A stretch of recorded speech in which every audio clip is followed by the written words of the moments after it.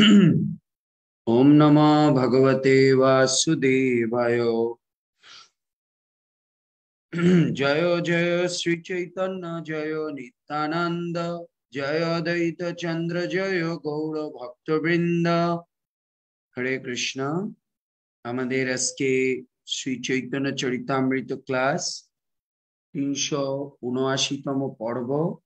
আর চৈতন্য চরিতামৃতের এখন আলোচনা শুরু হবে মধ্যলীলার অষ্টম অধ্যায়ের 231 নম্বর শ্লোক থেকে। 231 নম্বর শ্লোক লীলাশ্বরী মা পড়ন্ত।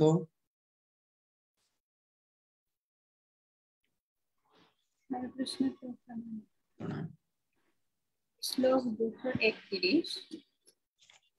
কাহে প্রদিষ্টান্ত লক্ষ্মী করিল ভজন, তথাপি না পাইল ব্রজে ব্রজেন্দ্র নন্দন। শ্লোকার্থ: তার একটি দৃষ্টান্ত হচ্ছে লক্ষ্মী দেবী ব্রজলীলায় প্রবেশ করার বাসনায় কৃষ্ণের ভজনা করেছিলেন, কিন্তু তা সত্ত্বেও তার ঐশ্বর্যকর ভাবের জন্য তিনি ব্রজে ব্রজেন্দ্র নন্দনকে পাননি। তার মানে এখানে রামানন্দ রায় দেখাচ্ছেন যে একমাত্র যদি কেউ ব্রজেন্দ্র নন্দন কৃষ্ণকে পেতে চায় তাহলে তাকে মাধুর্য ভাবেই কি করতে হবে, ভগবানের ভজন করতে হবে, অন্য কোনো ভাবে না। লক্ষ্মী দেবী ঐশ্বর্য ভাবে ভগবানকে ভজনা করতে এসেছিলেন, কিন্তু তিনিও পর্যন্ত কৃষ্ণকে জানতে পারেননি বা বুঝতে পারেননি বা পেতে পারেননি।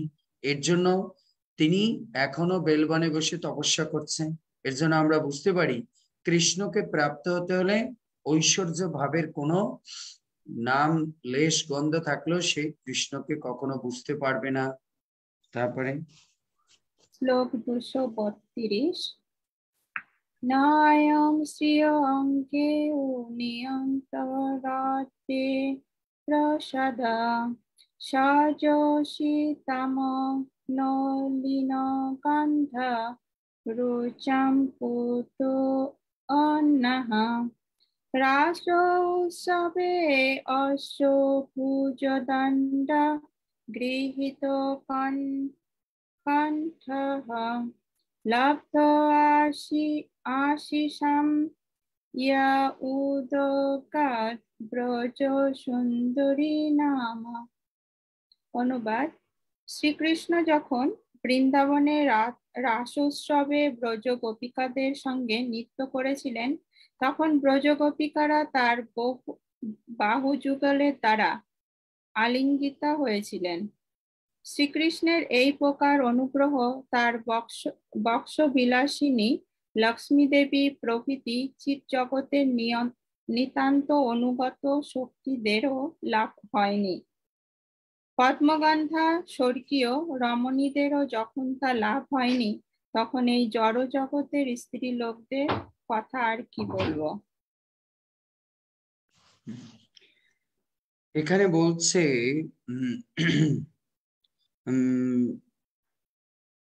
যে শ্রীকৃষ্ণ যখন বৃন্দাবনে রাসোৎসবে ব্রজ গোপিকাদের সঙ্গে নৃত্য করছিলেন, তখন ব্রজ গোপিকারা তার বাহু যুগলের দ্বারা আলিঙ্গিত হয়েছিলেন। শ্রীকৃষ্ণের এই প্রকার অনুগ্রহ তার বক্ষ বিলাসিনী লক্ষ্মী দেবী প্রভৃতি চিৎ জগতের নিতান্ত অনুগত শক্তিদেরও লাভ হয়নি। পদ্মগন্ধা স্বর্গীয় রমণীদের যখন লাভ হয়নি, তখন এই জড়জগতের স্ত্রী লোকেদের কি কথা, বক্ষবিলাসিনী লক্ষ্মী দেবী প্রভৃতি চিৎ জগতের নিতান্ত অনুগত শক্তিদেরও লাভ হয়নি। তার মানে ভগবান শ্রীকৃষ্ণের থেকে কি বোঝা যায়, ব্রজগোপিকাদের কৃষ্ণ আলিঙ্গন করেছিলেন, কিন্তু লক্ষ্মী দেবীকে সেই ব্রজগোপী। তাহলে একটা প্রশ্ন আসতে পারে, প্রভু তাহলে কি ভগবান কোনোদিন, নারায়ণ কি কোনোদিন তার বউকে আলিঙ্গন করেনি?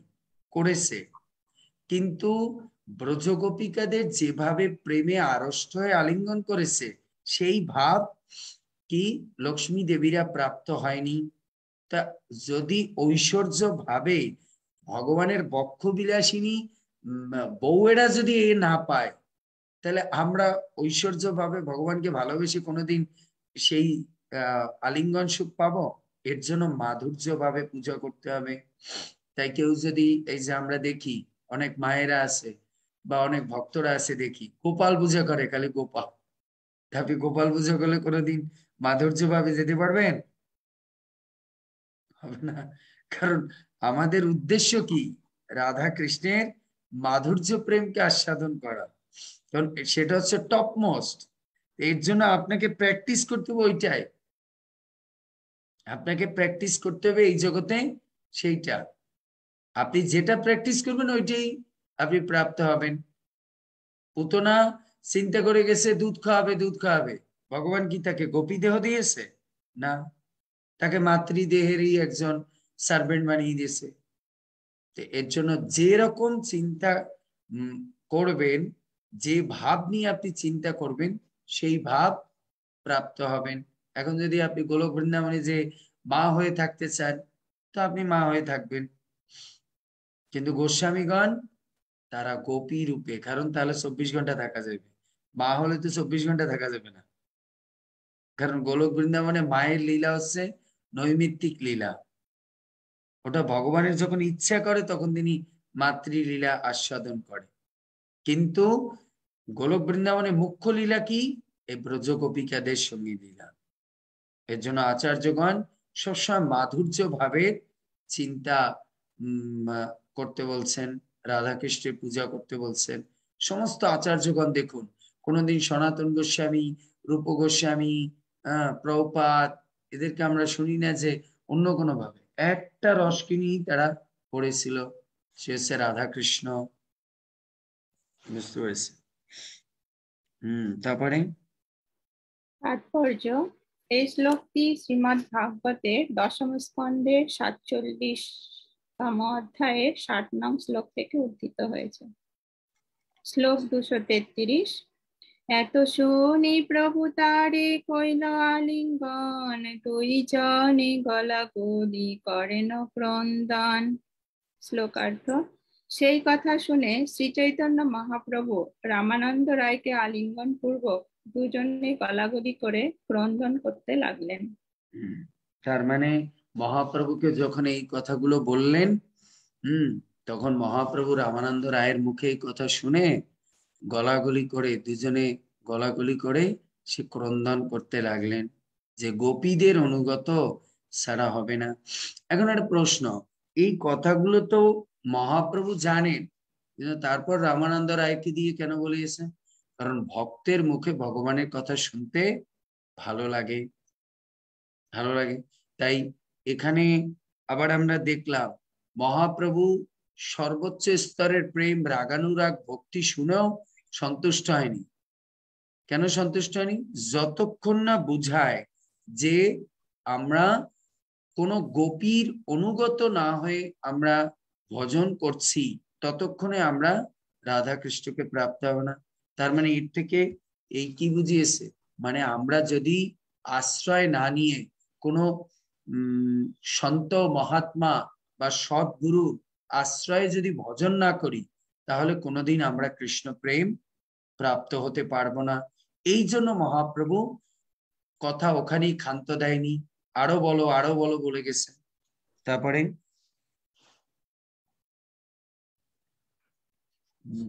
শ্লোক 234। এই মত প্রেমাবেশে রাত্রি কুয়াইলা, প্রাতকালে নিজ নিজ কার্যে দুহে গেলা। শ্লোকার্থ, এইভাবে ভগবত প্রেমে আবিষ্ট হয়ে তারা দুজন সেই রাত্রি অতিবাহিত করলেন। সকালবেলায় তারা দুজনে নিজ নিজ কাজে গেলেন।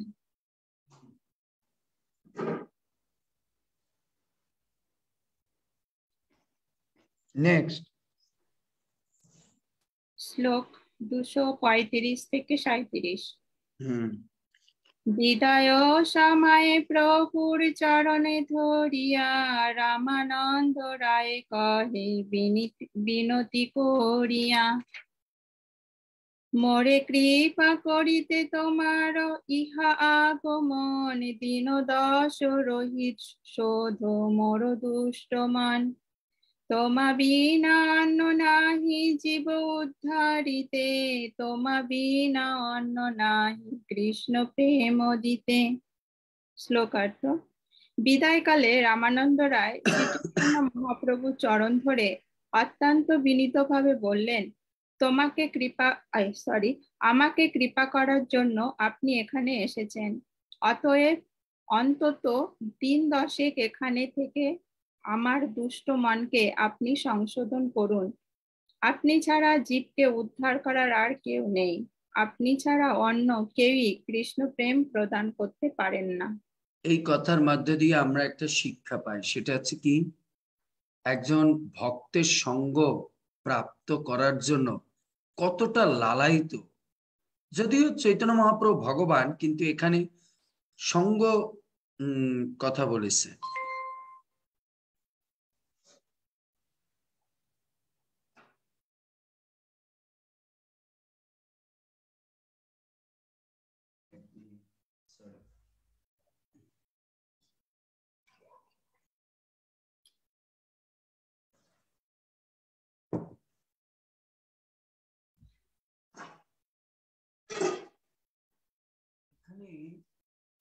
কি বলে, রামানন্দ রায়ের কাছ থেকে আমরা এইটা শিখছি, এই শিক্ষাটা দিচ্ছে যে তিনি একজন প্রেমী ভক্তের সঙ্গ পাওয়ার জন্য কতটা লালায়িত, তা আমাদের জীবনেও শিখতে হবে। আমরা যখন একজন ভগবানের ভক্তকে প্রাপ্ত হব, তার সঙ্গ লাভ করার জন্য আমাদের কতটা লালায়িত থাকা উচিত। সে এত বড় পোস্টের একজন লোক, কিন্তু মহাপ্রভুর হাত পা ধরছে, আপনি আর 3 দশেক থেকে আমাকে সঙ্গ দিয়ে যান, আমাকে সঙ্গ দিয়ে যান। তাই আমাদের ভক্তদের এই কথার মধ্যে দিয়ে শিক্ষা নিতে হবে, ভক্তি জীবনে সবচেয়ে পরম জিনিস হচ্ছে সাধু সঙ্গ। যদি সাধু সঙ্গ না থাকে, তাহলে আমরা কোনোদিন আমাদের ভক্তি ধরে রাখতে পারবো না। এর জন্য আমাদের কি করতে হবে, সবসময় সাধু সঙ্গ পাওয়ার জন্য লালায়িত থাকতে হবে, ভিক্ষা করতে হবে সাধু সঙ্গের জন্য। সাধু সঙ্গের জন্য লালায়িত থাকতে হবে, তাড়াপতে থাকতে হবে। তাহলে আমরা প্রকৃতভাবে আমরা ভক্তিতে অ্যাডভান্স হতে পারবো। যারা ভক্তিতে অ্যাডভান্স হতে চায়, তাদের জীবনে সৎসঙ্গের খুব প্রভাব। সাধু সঙ্গের ফলেই আমরা ভগবত ভক্তিতে আগাতে পারি। কেন? তার সঙ্গে আমার ভক্তির আদান প্রদান করে আমরা আরো ডেভেলপ করতে পারবো। তারপরে শ্লোক 238 থেকে 239। প্রভু কাহে আইলা আইলা শুনি তোমার গুণ, কৃষ্ণ কথা শুনি শুধু করাইতে মন, শুদ্ধ করাইতে মন। জয়ছে শুনিল তৈছে দেখিল তোমার মহিমা, রাধা কৃষ্ণ প্রেম রস জ্ঞানের তুমি সীমা। শ্লোকার্থ। শ্রী চৈতন্য মহাপ্রভু তখন বললেন, তোমার গুণের কথা শুনে, তোমার মুখে কৃষ্ণ কথা শুনে আমার মনকে শুদ্ধ করবার জন্য আমি এখানে এসেছি। তোমার সম্বন্ধে যে রকম আমি শুনেছিলাম, সেইভাবেই আমি তোমার মহিমা দর্শন করলাম। তুমি রাধা কৃষ্ণের প্রেমরস তত্ত্ব জ্ঞানের সীমা। তো বলছে, কারণ কি বলে, সার্বভৌম ভট্টাচার্যের কাছে রামানন্দ রায় সম্পর্কে অনেক কথা শুনেছে না, বলছে তোমার সম্পর্কে আমি যা শুনছি মনে হচ্ছে যে তার থেকেও বেশি প্রাপ্ত হচ্ছি, তাই আমি সন্তুষ্ট তোমার সঙ্গে সঙ্গ করে। তারপরে শ্লোক 240 থেকে 241। 10 দিনের কথা যাবত আমি জীব তাবত তোমারও সঙ্গ ছাড়িতে নারিব, নীলাচলে তুমি আমি থাকিব এক সঙ্গে, সুখে গোয়াইব কাল কৃষ্ণ কথা রঙ্গে। শ্লোকার্থ। শ্রী চৈতন্য মহাপ্রভু বললেন, 10 দিনের কি কথা, যতদিন আমি বেঁচে থাকবো ততদিন আমি তোমার সঙ্গ ছাড়তে পারবো না। নীলাচলে তুমি আর আমি একই সঙ্গে থাকবো এবং কৃষ্ণ কথা আলোচনা করে সুখে কাল যাপন করব। তার মানে মহাপ্রভু ইঙ্গিত দিলেন কি, তুমি এই চাকরি ছেড়ে নীলাচল চলে আসো, কারণ তোমার মতো প্রেমী ভক্তের মুখে আমি হরি কথা শ্রবণের জন্য, কৃষ্ণ কথা শ্রবণের জন্য লালায়িত। 10 দিন না, আমার যতদিন জীবন আছে ততদিন আমি তোমার সঙ্গ চাই। তাই তুমি এই বাদ দিয়ে জগন্নাথপুরী চলে আসো, জগন্নাথপুরী চলে আসো। তারপরে শ্লোক 242। এত বলি দুহে নিজ নিজ কার্যে গেলা, সন্ধ্যা কালে রায় পূর্ণ আসিয়া মিলিলা। শ্লোকার্থ। এই বলে তারা নিজের নিজের কাজে চলে গেলেন। তারপর সন্ধ্যাবেলায় রামানন্দ রায় আবার এসে শ্রী চৈতন্য মহাপ্রভুর সঙ্গে মিলিত হলেন। শ্লোক 243 থেকে 244। অনন্যে মিলি দুহে নিভৃতে বসিয়া, প্রশ্নোত্তর গোষ্ঠী কহে আনন্দিত হইয়া। প্রভু পুছে রামানন্দ করেন উত্তর, এই মত সেই রাত্রে কথা পরস্পর। শ্লোকার্থ। এই রূপে তারা নিভৃতে মিলিত হয়ে প্রশ্নোত্তরের মাধ্যমে মহানন্দে পরস্পরের সঙ্গ করেছিলেন। শ্রী চৈতন্য মহাপ্রভু প্রশ্ন করতেন আর রামানন্দ রায় উত্তর দিতেন। তার মানে এই রূপে তারা নিভৃতে মিলিত হয়ে প্রশ্নোত্তরের মাধ্যমে পরস্পরের সঙ্গ লাভ করতেন। মহাপ্রভু প্রশ্ন করতেন আর রামানন্দ রায় উত্তর দিতেন। এবার দেখুন কি কি প্রশ্ন করেছে, 25টা প্রশ্ন করেছে। শুনুন, জীবনের খুব গুরুত্বপূর্ণ প্রশ্ন। অ্যাকচুয়ালি এখন প্রশ্ন হতে পারে মহাপ্রভু কেন প্রশ্ন করতেন, রামানন্দ রায়কে উত্তর দিতেন? কারণ হচ্ছে মহাপ্রভু জানে জীবের জন্য কোন জিনিসগুলো জানা দরকার, এর জন্য উনি প্রশ্ন করতেন। আর উত্তর রামানন্দ রায়কে কেন দিতেন? কারণ তিনি হচ্ছেন প্রেমী ভক্ত, বিদগ্ধ পণ্ডিত, তাই তার মুখ থেকে কি করেছেন, শিক্ষা দেওয়াচ্ছেন। যে আবার একটা অর্থ আছে, মহাপ্রভু প্রশ্ন করছেন কেন রামানন্দ রায়কে, তার মানে এখানে মহাপ্রভু দেখেছে, আমরা তো সবাই জানি গুরু তো ভগবান হয়, কিন্তু মনুষ্য রূপে যে গুরু হতে পারে তার কাছ থেকে শিক্ষা, এর জন্য তিনি এটা করেছেন। এজন্য মহাপ্রভু ভগবান নিজে শিষ্য হয়ে রামানন্দ রায়কে গুরু বানিয়ে তার কাছ থেকে শুনতে চাচ্ছেন। এর জন্য আর একটা পয়েন্টের কারণ কি, গুরু শিষ্য একসঙ্গে মিলিত হলেই কি করতে হবে, প্রশ্ন উত্তর করবে, আলোচনা। আবার আর একটা কারণে এই প্রশ্ন করেছে কি, গীতাতে ভগবান বলেছে নাকি সকথা কৃষ্ণ শততম কৃত্যয়ন্তমাম যতন্ত চ দৃঢ়ব্রতা তুষ্যন্তি চ রমন্তি চ তুষ্যন্তি চ রমন্তি চ। যখনই কি করবে, দুজন ভক্ত পরস্পর হবে, তখনই তারা কি করবে, কৃষ্ণ কথা প্রশ্নোত্তর আলোচনা করার মাধ্যমে তুষ্যন্তি চ রমন্তি চ, তাদের মধ্যে তুষ্টি পুষ্টি এবং রমণ নিয়ে আসবে। এবার শুনুন মহাপ্রভু কি কি প্রশ্ন করে,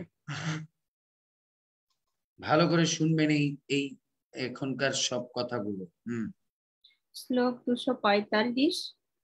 প্রভু কহে কোন বিদ্যা বিদ্যা মধ্যে সার, রাই কহে কৃষ্ণ ভক্তি বিদ্যা বিনা বিদ্যা নাহি আর।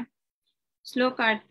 প্রভু কহে কোন বিদ্যা বিদ্যার মধ্যে সার, রায় কহে কৃষ্ণ ভক্তি বিনা বিদ্যা নাহি আর। তার মানে পড়ুন তাৎপর্য। শ্লোকার্থ। মহাপ্রভু তাকে জিজ্ঞাসা করলেন সমস্ত বিদ্যার মধ্যে কোন বিদ্যা সার। রামানন্দ রায় উত্তর দিলেন কৃষ্ণ ভক্তি ছাড়া আর কোনো বিদ্যা নেই। হ্যাঁ পড়ুন। তাৎপর্য। 1 মিনিট। তাহলে মহাপ্রভু তাকে জিজ্ঞেস করলেন সমস্ত বিদ্যার মধ্যে কোন বিদ্যা সার, রামানন্দ রায়কে জিজ্ঞেস করলেন। আর রামানন্দ রায় উত্তর দিলেন কৃষ্ণ ভক্তি ছাড়া আর কোনো বিদ্যা নেই।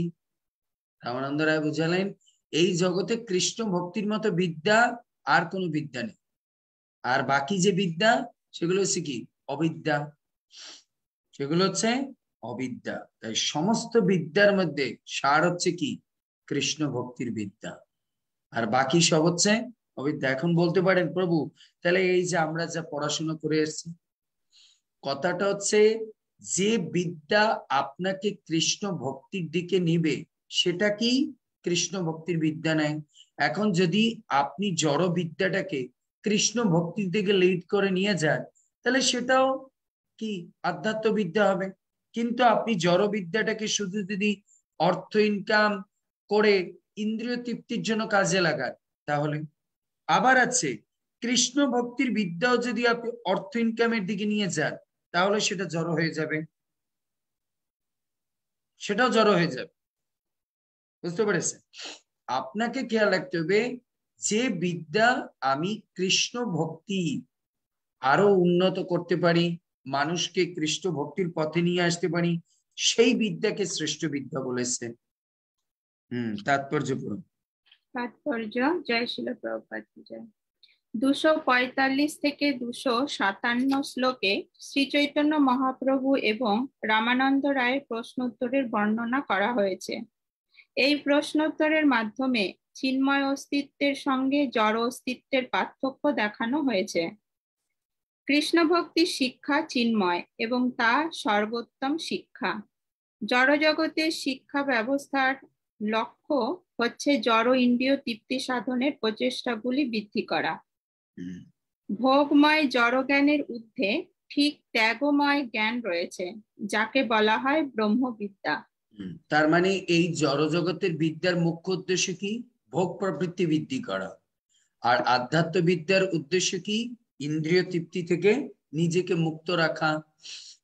তারপরে কিন্তু এই ব্রহ্মবিদ্যা বা নির্বিশেষ ব্রহ্ম জ্ঞানের ঊর্ধ্বে বিষ্ণু সেবার বিদ্যা, তারও ঊর্ধ্বে কৃষ্ণ ভক্তির বিদ্যা, যা সর্বশ্রেষ্ঠ বিদ্যা। শ্রীমদ্ ভাগবতে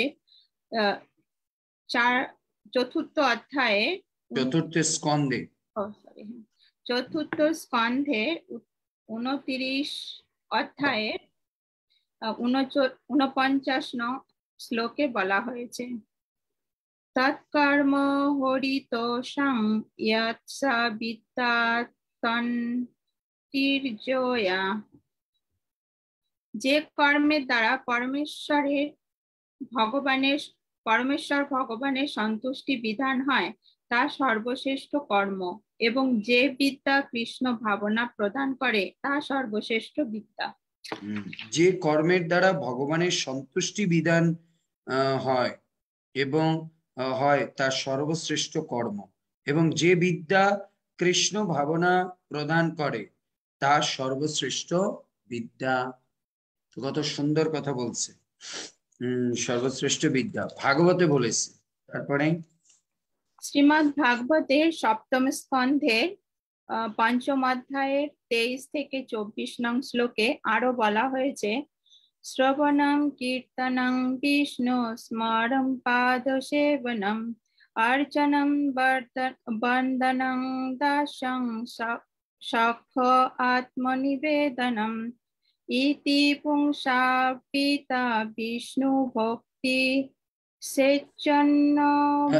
বিষ্ণু ভক্তি চেতন অবলক্ষণা ক্রিয়তে ভগবত লব্ধা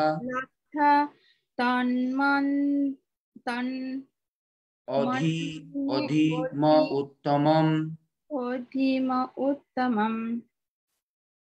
এটি পিতা হিরণ্যকশিপু প্রশ্নের উত্তরে প্রহ্লাদ মহারাজের উক্তি।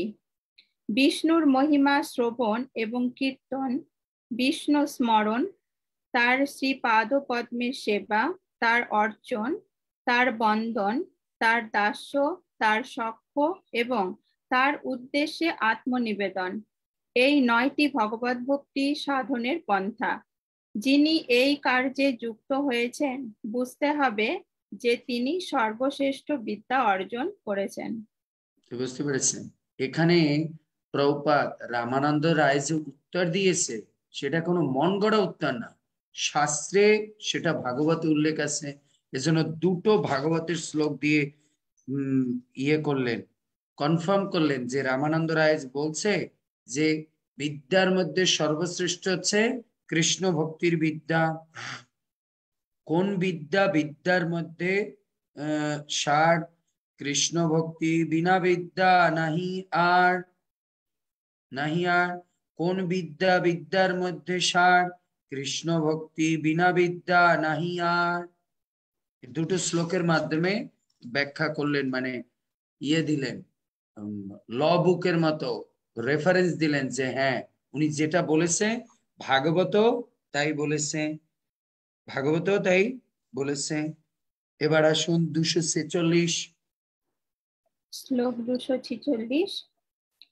কীর্তিগান মধ্যে জীবের কোন বড় কীর্তি, কৃষ্ণ ভক্ত বলিয়া যাহার হয় খ্যাতি। শ্লোকার্থ।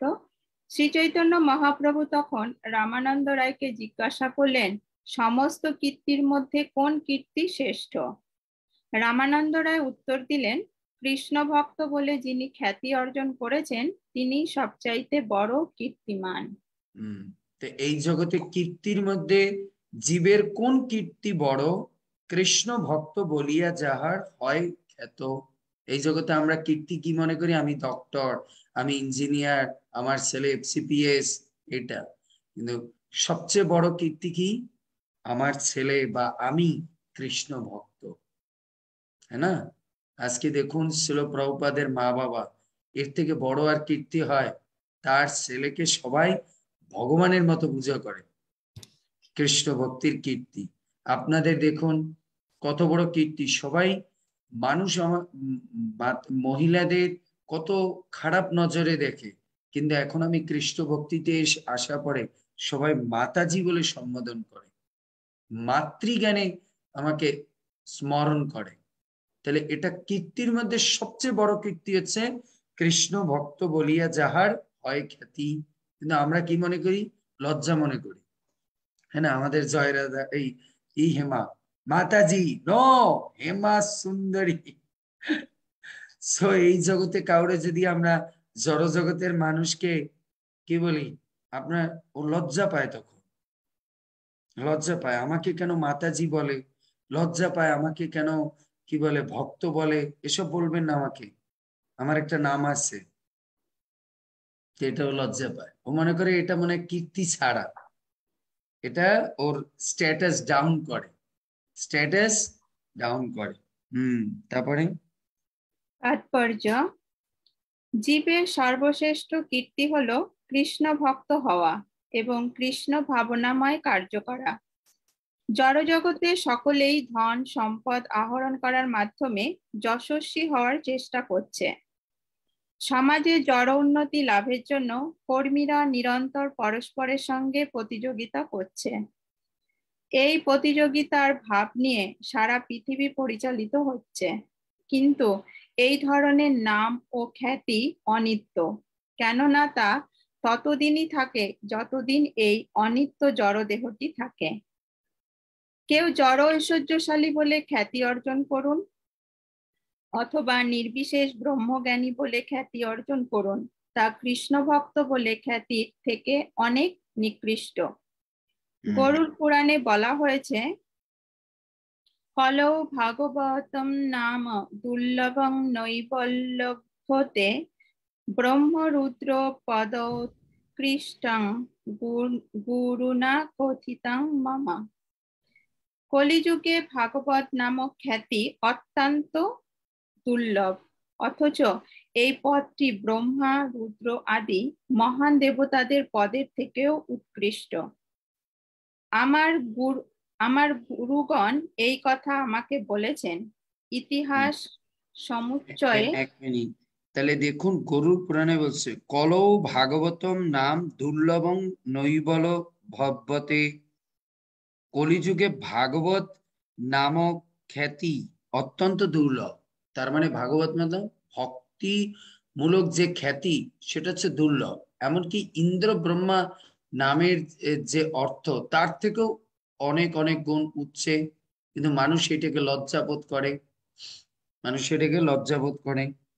তারপরে ইতিহাস সমুচ্চয়ে নারদ মুনি পুণ্ডরীককে বলেছেন, জন্মান্তর সহস্রেষু যশ দাস সাধো বুদ্ধিরিত্রিষি দাস্যহং বাসুদেবস্য সর্বলোকানসু সমুদ্ধরেৎ।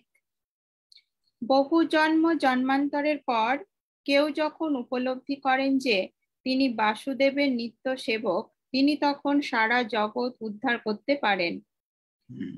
আদি পুরাণে কৃষ্ণ অর্জুন সংলাপে বলা হয়েছে, ভক্তানাম অনুগচ্ছন্তি মুক্তয়া শ্রুতিভিঃ সহ।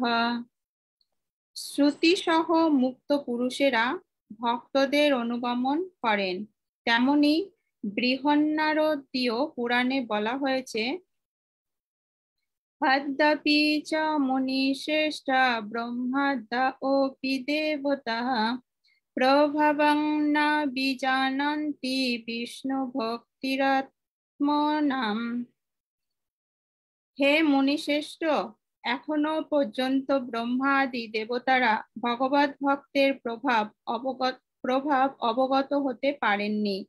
তেমনি আবার গরুড় পুরাণে বলা হয়েছে, ব্রহ্মণানাং সহস্রাভ্য সত্রয়তি বিশিষ্যতে সত্রয়তি সহস্রেভ্য সর্ববেদান্ত পারগা সর্ববেদান্তবিৎকর্তা বিষ্ণু ভক্ত বিশিষ্যতে বৈষ্ণবানাং সহস্রভ্য একান্তেকো বিশিষ্যতে একান্তিনস্তু পুরুষা গচ্ছন্তি পরমং পদম। হাজার হাজার ব্রাহ্মণের মধ্যে কদাচিৎ দুই একজন যজ্ঞ অনুষ্ঠান করার যোগ্যতা সম্পূর্ণ হন, এবং এই রকম হাজার হাজার যাজ্ঞিক ব্রাহ্মণের মধ্যে কদাচিৎ দু একজন সর্ববেদান্ত পারক হন। এই রকম কোটি কোটি বেদান্তবিদের মধ্যে কদাচিৎ দু একজন বিষ্ণু ভক্ত পাওয়া যায়, এবং এই রকম হাজার হাজার বিষ্ণু ভক্তের মধ্যে কদাচিৎ দু একজন ঐকান্তিক কৃষ্ণ ভক্ত দেখা যায়, যারা সর্বতোভাবে ভগবানের সেবায় যুক্ত। এইভাবে দেখা যায় যে ঐকান্তিক কৃষ্ণ ভক্তের স্থান সকলের ওপরে। দেখুন গরুড় পুরাণে কত উন্নত স্তরে রেখেছে একজন কৃষ্ণ ভক্তকে। তা আমরা কৃষ্ণ ভক্ত হতে চাই না? আমরা সবচেয়ে বড় টাইটেল কি মনে করি? আমি অমুক অফিসের বড় অফিসার, সব হচ্ছে চাকর। আমরা সব হচ্ছে চাকর। চাকরের স্ট্যাটাসকে আমরা, আরে যদি চাকরামি করতে হয় তাহলে সবচেয়ে বড় ব্যক্তির চাকর হতে হবে, যে যার চাকর হলেও অনেক স্ট্যাটাস বড় থাকবে, সে হচ্ছে ভগবান, সে হচ্ছে বাবার। এর জন্য জীবনে যদি কীর্তি অর্জন করতে হয় তাহলে ভগবানের দাস হবো, এটা হচ্ছে সবচেয়ে বড় করে। গোলামি যদি করতে হয় তাহলে গোবিন্দের গোলামি করবো। শ্রীমদ্ ভাগবতেও তৃতীয় স্কন্ধের 13তম অধ্যায়ের 4 নং শ্লোকে উল্লেখ করা হয়েছে, শ্রুতস্য পুংসাং সুচিরশ্রমস্য নম্নং ক্যাশাসুরিভিরিতো অর্থ তত্ত্বদণ্ড নানুশ্রবং মুকুন্দ পাদরবিন্দং হৃদয়েষু ইয়সম। কঠোর পরিশ্রম করে যিনি গভীর বৈদিক জ্ঞান লাভ করেছেন তিনি অবশ্যই অত্যন্ত যশস্বী, কিন্তু যিনি সর্বক্ষণ তার হৃদয়ে মুকুন্দ পদারবৃন্দের মহিমা শ্রবণ এবং কীর্তন করছেন তিনি অবশ্যই তার থেকেও শ্রেষ্ঠ। তাহলে বুঝতে পেরেছেন আপনারা কত শ্রেষ্ঠ? যারা কঠোর পরিশ্রম করে বৈদিক জ্ঞান লাভ করেছেন তিনি অত্যন্ত যশস্বী। হ্যাঁ ঠিক আছে ভাই, ওনার অনেক জ্ঞান আছে, কিন্তু যারা সর্বদা ভগবান শ্রীকৃষ্ণের মুখনিসৃত বাণী, এই গীতা ভাগবত এগুলো শ্রবণ কীর্তন করে, তারা একজন বড় বড় জ্ঞানীর থেকেও মস্ত বড়। তারপরে নারায়ণ বহু স্তবে বলা হয়েছে, नाहं ब्रह्मापि भूयसं तद्भक्तिरहित हरे तोयि भक्तस्तु कीटः भूयसं जन्म जन्मसु।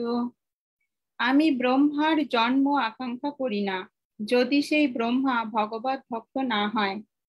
পক্ষান্তরে আমি একটি কীট রূপে জন্মগ্রহণ করেও সন্তুষ্ট থাকব যদি আমি ভক্তের গৃহে থাকতে পারি। দেখেছেন কত উন্নত কথা। নারায়ণ গুহ স্তবে বলা হয়েছে, যদি ব্রহ্মার কীটজন নাহং ব্রহ্মা পি ভূয়াসাম তদ্বিরক্তি রহিত হরে তৈ ভক্তস্তু কীট অপি ভূষায়াম। কীট জন্ম হয় যদি তুয়া পদ আশ্রয়। এই কথা দিয়ে নরোত্তম দাস ঠাকুর তার একটা গান লিখেছেন যে কীট জন্ম হয় যদি তুয়া পদ চরণে, তোমার চরণে যদি থেকে আমাকে কীট জন্ম নিতে হয় তাও প্রভু ভালো, তাও ভালো। এর জন্য ব্রহ্মার জন্ম আমরা আকাঙ্ক্ষা করি না যদি সেখানে কৃষ্ণ ভক্ত না হওয়া যায়, বরঞ্চ কীট জন্ম আশা করি যাতে আমরা কৃষ্ণের চরণে থাকতে পারি বা তার ভক্তের চরণে থাকতে পারি। তারপরে এই রকম বহু শ্লোক শ্রীমদ্ ভাগবতে রয়েছে, বিশেষ করে তৃতীয় স্কন্ধের 25 অধ্যায়ের 38 নং শ্লোক, চতুর্থ স্কন্ধের 24 অধ্যায়ের 29 নং শ্লোক, চতুর্থ অধ্যায়ের 31তম অধ্যায়, চতুর্থ স্কন্ধের 31 অধ্যায়ের 22 নং শ্লোক, সপ্তম স্কন্ধের 9ম অধ্যায়ের 24 নং শ্লোক এবং দশম অধ্যায়ের 14তম দশম স্কন্ধের 14 অধ্যায়ের 30 নং শ্লোক প্রভৃতি দ্রষ্টব্য। মহাদেব বলেছেন, আমি কৃষ্ণ তত্ত্ব জানি না, কৃষ্ণ ভক্তই কেবল সমস্ত তত্ত্ব জানেন। সমস্ত হরিভক্তের মধ্যে প্রহ্লাদ মহারাজ মহত্তম। বুঝতে পারছেন, ও স্বয়ং শিব পর্যন্ত স্বীকার করেছে যে সবচেয়ে যে বড় কারা বা বড় কীর্তিবান কে, সে হচ্ছে ভগবানের ভক্ত। এটা মহাদেব বলেছেন, মানে এটা হচ্ছে বৃহৎ ভাগবতমে কি সেই গোপ বালকের সঙ্গে গোপ কুমারের সঙ্গে মহাদেবের কথাবার্তায় বলেছে, সেখানে এই লাইনটা আছে, আমি কৃষ্ণ তত্ত্ব জানি না, কৃষ্ণ ভক্তই কেবল সমস্ত তত্ত্ব জানে। সমস্ত হরিভক্তদের মধ্যে প্রহ্লাদ মহারাজ হচ্ছে সর্বোত্তম। প্রহ্লাদ মহারাজের থেকে পাণ্ডবেরা আরো উত্তম ভক্ত, পাণ্ডবদের থেকে যদুরা আরো উত্তম, যদুদের মধ্যে উদ্ধব সর্বোত্তম এবং উদ্ধবের থেকেও ব্রজ গোপিকারা শ্রেষ্ঠা। বৃহৎ বামন পুরাণে ভিগু প্রভৃতি ঋষিগণকে ব্রহ্মা বলেছেন, 60 বর্ষ সহস্রাণি ময়া তপং তপ্তম পুরা নন্দ গোপ ব্রজ স্ত্রিয়ানাং পাদরেণোপলব্ধয়ে তথাপি না ময়া প্রাপ্তস্থাসং বৈ পাদরেণোবা নাহং শিবস্য শেষস্য শ্রীশ্চ তাভিসমা কশ্চিৎ। ব্রজগোপিকাদের চরণ রেণু উপলব্ধি করার জন্য আমি 60,000 বছর ধরে তপস্যা করেছিলাম, কিন্তু তবুও আমি তাদের মহিমা হৃদয়ঙ্গম করতে পারিনি। আমার কি কথা, শিব, শেষ এবং লক্ষ্মী দেবীও তাদের মহিমা পূর্ণরূপে উপলব্ধি করতে পারেননি। ভৃগু পুরাণে ভৃগু ঋষি বলেছে যে আমি 60,000 বছর তপস্যা করেও কিছুই বুঝতে পারিনি ব্রজ প্রেম। শিব, ইন্দ্র, ব্রহ্মা এরাও পর্যন্ত উপলব্ধি করতে পারেনি কৃষ্ণ ভক্তের স্থান কতটা উচ্চে, কতটা উচ্চে। আদি পুরাণে ভগবান স্বয়ং বলেছেন, না তথা মে প্রিয়তমা ব্রহ্ম রুদ্রস্য পার্থিব না চ লক্ষ্মীর্নং চাত্মা চ যথা গোপীজন মম। ব্রহ্মা, শিব, লক্ষ্মী, এমনকি আমার নিজের থেকেও গোপীগণ আমার অধিক প্রিয়। সমস্ত গোপীদের মধ্যে শ্রীমতী রাধারানী শ্রেষ্ঠা। শ্রীমতী রাধারানীর প্রিয়তম সেবকেরা শ্রী গৌরাঙ্গের অনন্ত অন্তরঙ্গ সেবক। অত্যন্ত অন্তরঙ্গ সেবক। অত্যন্ত অন্তরঙ্গ সেবক। শিল রূপ গোস্বামী প্রভুর দ্বারা একান্ত অনুগত তারাই রূপানুগ নামে খ্যাত। তাদের ঐশ্বর্য সম্বন্ধে শ্রী চৈতন্য চন্দ্রামিতে বলা হয়েছে, আস্তাং বৈরাগ্য কোটি ভবর্তু সমদম খান্তি মৈত্রাদি কোটি স্তত্তা অনুধ্যান কোটি ভবতু ভবতু বা বৈষ্ণবী ভক্তি কোটি কোট্টাংশ অহ পশ্যন সত্তাদপি গুণগণ য সত্য সিদ্ধ আস্তে শ্রীমৎ চৈতন্য চন্দ্র প্রিয় চরণ নখ জ্যোতির আমোদ ভাজম। শ্রী চৈতন্য মহাপ্রভুর সেবায় যারা যুক্ত হয়েছেন তাদের সম, দম, ক্ষান্তি, মৈত্রী, তপশ্চর্যা, জ্ঞান আদি গুণের কোনো তুলনা হয় না। নিরন্তর শ্রী চৈতন্য মহাপ্রভুর সেবায় যুক্ত ভক্তদের এমনই মহিমা। তাহলে এখানে এই শ্লোকের মাধ্যম দিয়ে বুঝালেন কীর্তির মধ্যে সর্বশ্রেষ্ঠ কীর্তি হচ্ছে কৃষ্ণ ভক্ত হওয়া। তো কৃষ্ণ ভক্ত হলে আমাদের সবচেয়ে বড় যশ, আমি কৃষ্ণের দাস, এর চেয়ে বড় আর ডেজিগনেশন আছে পৃথিবীতে কেউ যেটা হতে পারে না, খুব দুর্লভ। সমস্ত এই জড়জাগতিক আশা আকাঙ্ক্ষা ত্যাগ করে কৃষ্ণের ভক্ত হওয়া অনেক বড় আর উচ্চে। আর সে হচ্ছে বিশ্ব ব্রহ্মাণ্ডের মালিক, তার আন্ডারে চাকরি করা মানে বহুত বড় কিছু। একজনের যদি প্রাইম মিনিস্টারের আন্ডারে চাকরি করে তাহলে সে নিজেকে কত বড় মনে করে, না সেখানকার সুইপার হলেও তার স্ট্যাটাস আলাদা। বাবা, প্রধানমন্ত্রীর বাড়িতে সুইপার না। তো এর জন্য আমরা যদি গোবিন্দের কি হতে পারি, ভক্ত হতে পারি কৃষ্ণ, তাহলে আমরা সেটা সর্বশ্রেষ্ঠ কীর্তি। আজকে আমরা দুটো প্রশ্ন শুনলাম, বাকি কালকে থেকে আবার শুনবো। হরে কৃষ্ণ কৃষ্ণ কৃষ্ণ হরে হরে, হরে রাম রাম রাম হরে হরে। শিল প্রভুপাদ কি জয়, চৈতন্য চরিতামৃত কি জয়, কবিরাজ গোস্বামী পাদ কি জয়, বৃন্দাবন দাস ঠাকুর কি জয়। নিতাই গৌর প্রেমানন্দে, হরি হরি বল। সকলকে বাঞ্ছা কল্পতরুভ্যর্থ কৃপা সিন্ধুভ্যেব চ পতিতানাং পাবনেভ্যো বৈষ্ণবেভ্যো নমো নমঃ। অনন্ত কোটি বৈষ্ণব ভক্তবৃন্দ কি জয়, শ্রীল প্রভুপাদ কি জয়, গুরু মহারাজ কি জয়, গৌর প্রেমানন্দে, হরি হরি বল। আপনারা সন্ধ্যার সময়, সন্ধ্যা আরতির সময় বিশেষ প্রার্থনা করবেন। গুরু মহারাজের শরীরটা একটু খারাপ দেখা দিয়েছে। গুরু মহারাজ খুব ভালোভাবে কথা বলতে ফিল করছে, তার বডি খুব টায়ার্ড ফিল করছে, ব্যথা ফিল করছে। এর জন্য মহাবড় প্রভু বলছে সব ভক্তরা যেন গুরু মহারাজের সুস্থতার জন্য প্রার্থনা করে। ঠিক আছে, আপনারা সবাই সন্ধ্যা আরতি করে আসুন 6:30টায়। হরে কৃষ্ণ। প্রণাম। আপনারা যান, সন্ধ্যা দিয়ে আসুন। তমামা আপনি এটা বলুন।